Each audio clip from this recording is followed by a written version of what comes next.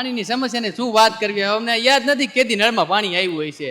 જવાબ તો વારગી મળે એવો જ કોઈ છે જ નહીં. કેને આવેદન દેવું? રૂમમાં એમને મૂકીને વહી જાય થાય. અંધેરી નગરી ગંડુ રાજા બસ.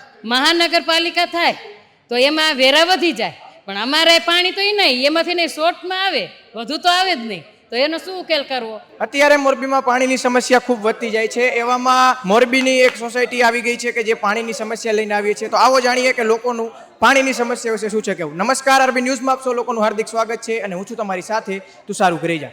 સૌ પ્રથમ તો આપનું નામ કહેજો. જયદીપભાઈ સંઘાણી. કેવી આમ પાણીની સમસ્યા તમારે અત્યારે હાલે છે? પાણીની સમસ્યાને શું વાત કરવી, અમને યાદ નથી કેદી નળમાં પાણી આવ્યું હોય છે. અમને બોરમાંથી ખેંચી કે ટાંકા મગાવીને એવી રીતે અત્યારે ધક્કા કાઢી હાલે છે.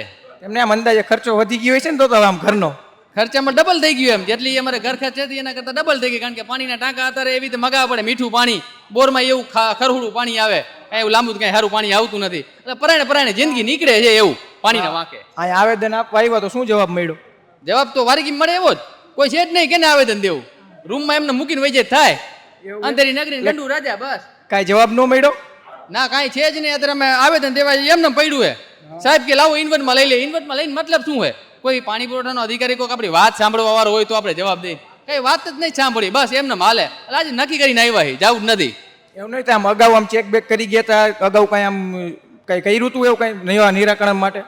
નિરાકરણ માટે આના પેલા અમારે સોસાયટીમાં એક આ રીતનો પ્રશ્ન હમણાં આવ્યો હતો ને કે વાલનો વિષય છે. પાછળ એક વાલ છે, નગરપાલિકાની લાઈનમાં વાલ મૂકેલો છે પર્સનલ. એના માટે અમારે લપુ હારી થઈ હતી. લેડીઝ બધાએ ઘણો પ્રયત્ન કર્યો હતો.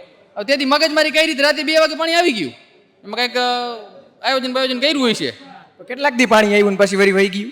2 દી આવે, 2 દી આવે વરી વહી જાય. પછી વહી જાય. અરે એ તો અમે ઓમ જનરલી ખબર ન પડે. ઘરના કહીએ ને વેલા ઉઠી જઈજો, નાઈ લેવાનું હોય વેલા, પાણી નહીં આવે. કેમ? પાણી નહીં આવે. એટલે વળી આપણું ચાર્જિંગ કર્યું હતું પૂરું થઈ ગયું. પછી વળી કહે છે ટાંકા મગાવવા જોઈશે કા.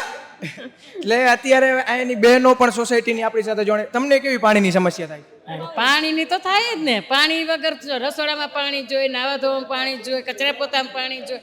પાણી શેમાં નથી જોતું? હાલો, અંતિમ નિર્ણય તમારો શું છે કહી દો. હાલો, અંતિમ નિર્ણયમાં એવું હોય, જો અમે ખાસ આવ્યા એનું મેન કારણ એ છે ભાઈ કે આમાં 90% લોકો રહ્યા ને બધા ગરીબીની રેખા નીચે આવે, મધ્યમ વર્ગના. બધાને ટાંકા લાવવા પોહાય નહીં. હવે મેં 1, 2, 5 જણા તો કદાચ 10 ટાંકા નાખી તમને ફેરે નથી પડતો. પણ આ બધા લોકો જે 90% મારી સોસાયટીમાં રહીએ ને એ બધા મધ્યમ વર્ગના. બધાને ટાંકા મહેનત મજૂરી કરતા ટાંકા નાખવા પોસાય ને. એટલે અમારી એ જ રજૂઆત છે કે ભાઈ કમસે કમ રોજ નો આપો તો કાંઈ નહીં, 2 દીએ એકવાર વ્યવસ્થિત પાણી આપો, એકાત્ર 3-4 કલાક આપો, વ્યવસ્થિત ભરાઈ જાય. આપણે સમજી જો ડેમ ખાલી કર્યો હે તો એની અસગવડતા ઊભી થાય. પણ એવું ન હોય કે મહિનોથી લગીને પાણી ન આવે. કમસે કમ એકાત્રા દિયો, 4 કલાક દિયો તો અમે એ રજૂઆત માટે આવ્યા. પણ જો અરજી એમને પડી છે ઇન્વર્ટમાં લઈને હવે જોઈએ. નકલ કલેક્ટર સાહેબને અને ધારાસભ્યશ્રીને અમે મોકલવાના છીએ. જોઈએ અમારે તો જો મગજમારી કરવાનો વિષય ન હોય, સુખદ નિરાકરણ આવી જાય તો અમારે ધંધા ખોટી કરીને આવું નહીં.